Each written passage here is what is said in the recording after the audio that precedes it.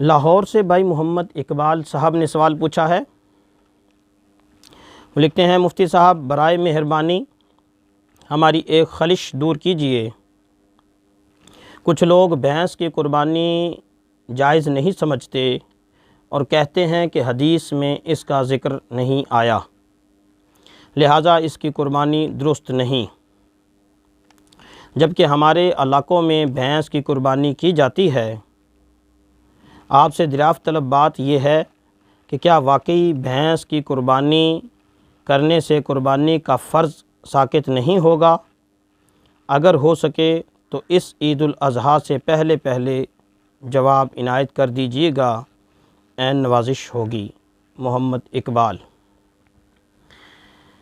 जी मेरे मोहतरम भाई मोहम्मद इकबाल साहब, भैंस की कुर्बानी जायज़ है या नाजायज़ है, इसका मदार आपने जो लिखा कि इसका ज़िक्र हदीस में नहीं मिलता। फिर यहाँ एक सवाल ये पैदा होता है कि ये जानवर हलाल है या हराम है, ये किसने बताया? इसका दूध पीना कैसा है, ये किसने बताया? नंबर 1। नंबर 2, अगर किसी के पास साइमा भैंसें हों, 30 हों, तो इस पर कुछ ज़कात लागू होगी या नहीं होगी? तो ज़कात जानवरों जो साइमा जानवर हैं उन पर मखसूस तादाद पर ज़कात लाजिम होती है।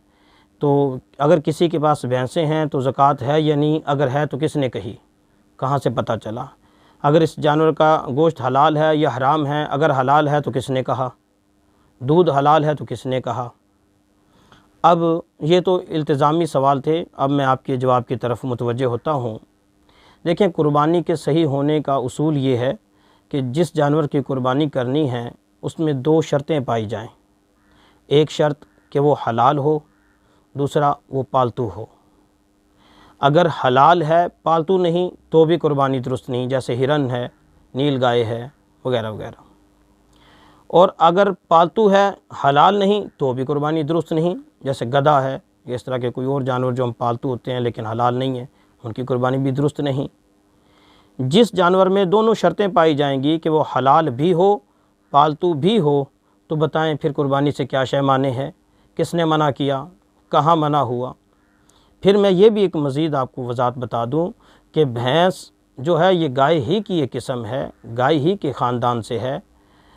इसको फ़ारसी में भी गाय मूश कहते हैं, गाय का लफ्ज़ वहाँ भी आता है, जिसका जो मुअर्रब है, जिसको अरबी जो लफ्ज़ बनाया गया वो जामूस है, जो कि गाय मूश का मुअर्रब है।